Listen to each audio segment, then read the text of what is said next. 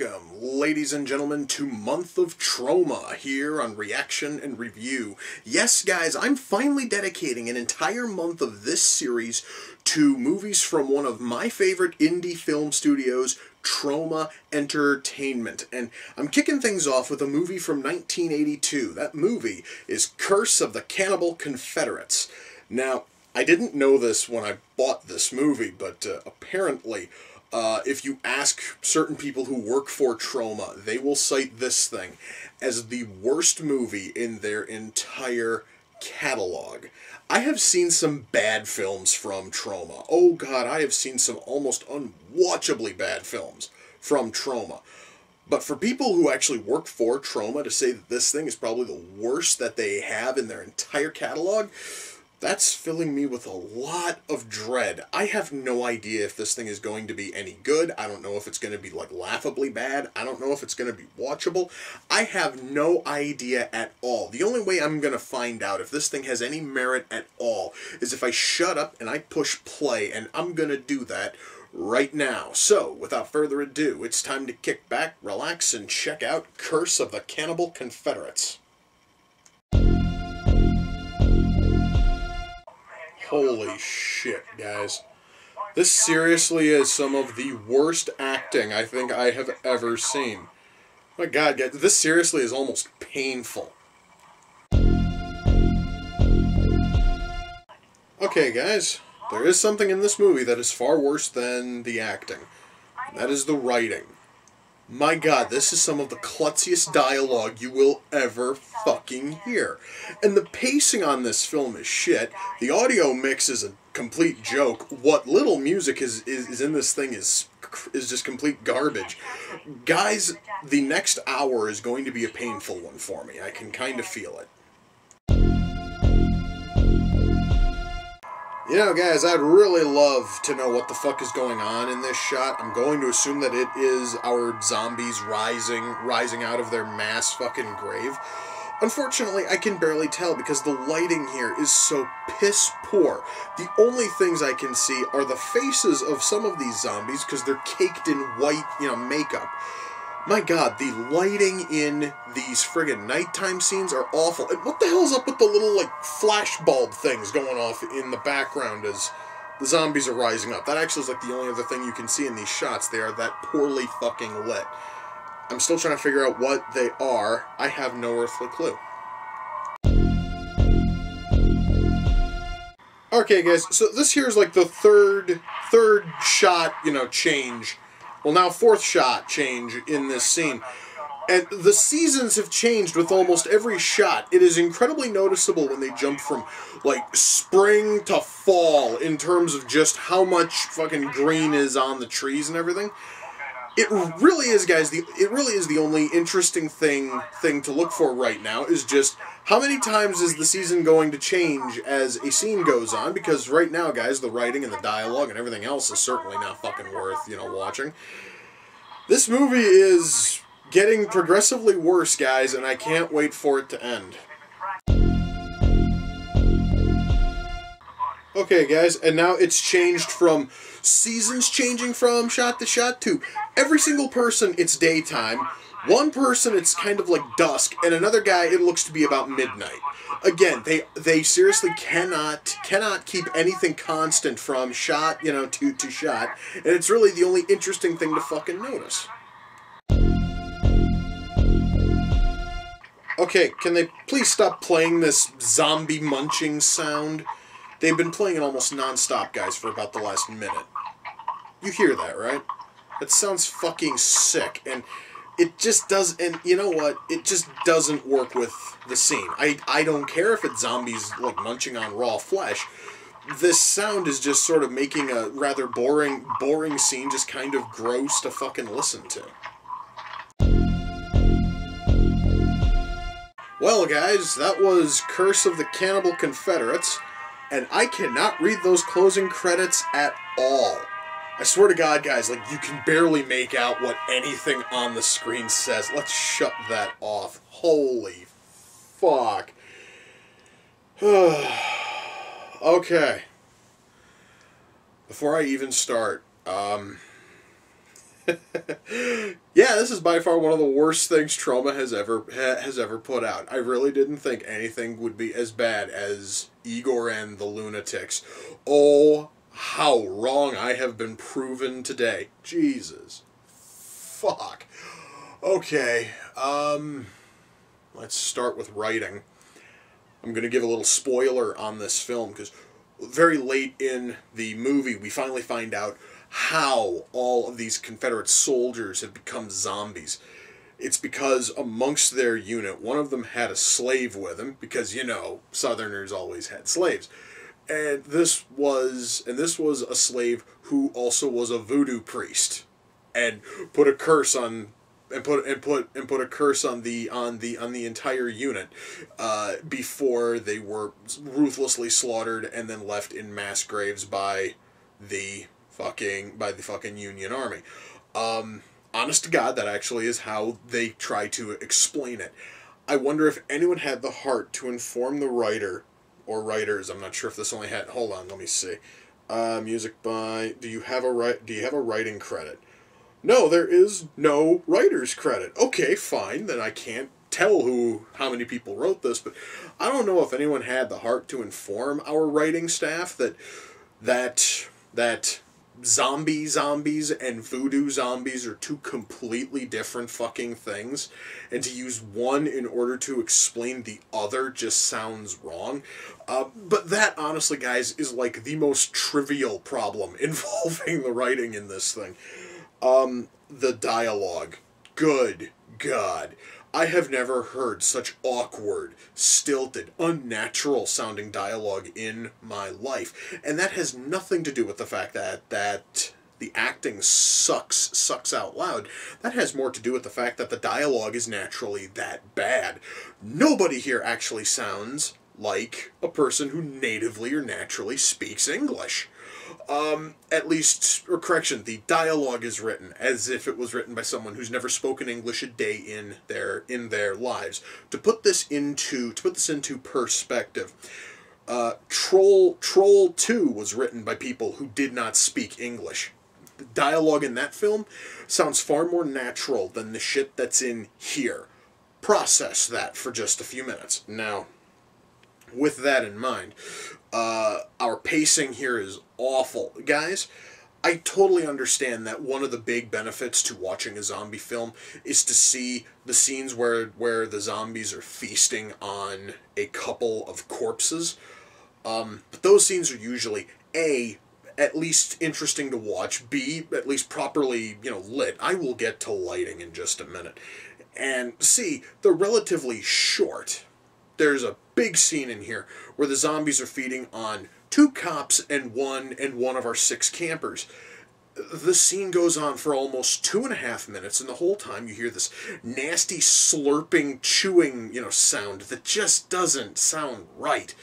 And it just keeps going and going and going, and it showcases the horrible lighting and the terrible special effects. Again, I'm going to get to those in just a sec. But mind you, that is how the thing was fucking written, was for it to be that friggin' long. And it doesn't work. Holy shit. So we have dialogue that is stilted and unnatural and sometimes laughably bad. I'm stressing sometimes. We have pacing that is horrible. We have a god-awful explanation as to why we even have zombies in the first place. The ending is kind of sort of a fucking cop-out, but then again, I also kind of knew that was the ending they were going to shoot for about 20 minutes in. I'm not going to spoil the ending for those who actually want to watch this piece of shit and actually try to enjoy it. So yeah, guys, writing here is... I cannot think of a single positive thing when it comes to writing. I just can't. There's nothing here in terms of writing. And seeing as in how there isn't even a writer's credit on the back of the DVD case, I honestly don't even think this fucking movie even had a script. So that would probably explain a lot. Anyway, so the writing's bad. What about the acting? Well, the problem with the acting is that there are like 1 or 2 actors in here who act actually seem like they know how to act, at least slightly. And they really are being hobbled by the fact that they've been handed some of the worst dialogue ever committed to a script. Or possibly they are the worst fucking improv artists the world has ever seen. I don't know. Again, there is no writer's credit here. So they honestly are taking this awkward sounding dialogue and they have no way to work with it, so it comes out sounding even worse. That problem is multiplied when you look at the rest of the cast who cannot act to save their fucking souls. One of the weirder cases of someone who can kind of act but isn't really fit for the role that they play. One of the characters is blind. The actress who's asked to play her doesn't know how to actually play a blind person. You see, guys, I've seen a lot of people play, blind characters in films. Oftentimes the actors know that you don't focus your eyes on anything because your character is blind. Your character technically is not supposed to be able to focus on anything, which means that when she's digging around in her bag trying to find something, she shouldn't be looking directly at it and scanning the bag with her fucking eyes, because her eyes don't function. I don't even know. It just looks so far off. And she really doesn't move around as if she's blind. She really doesn't show anything that proves that she is blind, which is probably why everybody has to continue to remind the viewer that she's blind. Because the actress, bless her, she honestly was trying her hardest to make this god-awful dialogue work. But when it comes to actually playing a blind character, she fails miserably, because apparently she's never studied how blind people move around and, like, I guess, feel around for things. She knows nothing about any of that, and it just sort of makes the point of the character being blind kind of lost. Again, that's probably why every other character has to continue to remind us that she is blind. She honestly is one of the best actors here, too. Almost everybody else sucks hard. Special mention in terms of bad acting would have to go to our police chief, or like the higher-ranking cop who shows up later. I'm going to assume that he's the police chief because the other cop actually calls him chief before running off to go see if there really are zombies. That guy's acting, Jesus, fuck. He has never taken a single acting class in his life, I can tell. He probably didn't even want to be there and was probably just working on the film as a favor to somebody, or perhaps maybe he lost a bet. I don't fucking know. But his performance was horrid. My God, guys, the acting here is just awful. Now I'm going to cover lighting, because that is one of the biggest faults this movie has outside of a script that probably would have been better fucking written by a 3-year-old. The lighting here is terrible. It doesn't help that most of the film is set at night, and because the film is set at night, you can't see anything because they're not lighting shit. You guys honestly could have you guys could make movies at home, and you could film everything at night, and you could light everything better using the headlights of your fucking car, because at least then you're putting some effort in. The only things that really pop out on screen are whites and brightly colored items. So when you happen to see a zombie and their face is painted white, or it's painted like a pale blue, that stands out fine. The buttons on everybody's uniform stand out. There is one shot where it's just a zombie, and apparently the zombie's like lying down and looking around. The only thing you see are just his eyes darting around, or just the pupils of his eyes darting back and forth for about 2 seconds, because that's the only thing that showed up on the fucking disc. Now, it could also be the fact that this movie could have very well been very, very poorly mastered when it was put on the disc, because you can't read the closing the closing credits, I had to squint to figure out that I was in fact looking at closing credits, because you can't read shit. But then again, that's also because it's dark orange text on a black background, and when your font is so fucking small, it's not going to come up. However, that honestly is not about lighting, but I really can't say anything else, guys, outside of everything here is either lit far too dark or it's far too bright.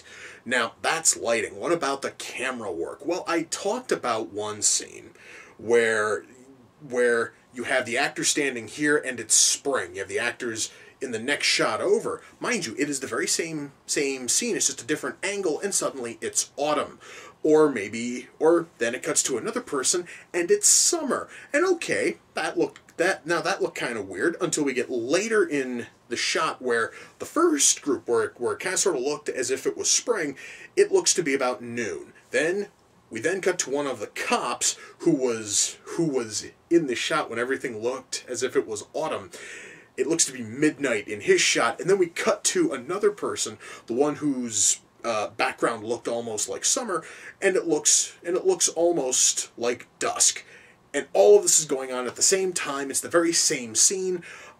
You rarely see violent shifts in terms of lighting and seasons like that in most films. The only other movie I know which even did that would be They Saved Hitler's Brain, where there was a car chase where it basically went from like day to night at least 4 times over the course of the car chase. This thing here was going from spring to autumn, day to night, at least 8 times, because that was how many times the fucking camera shifted.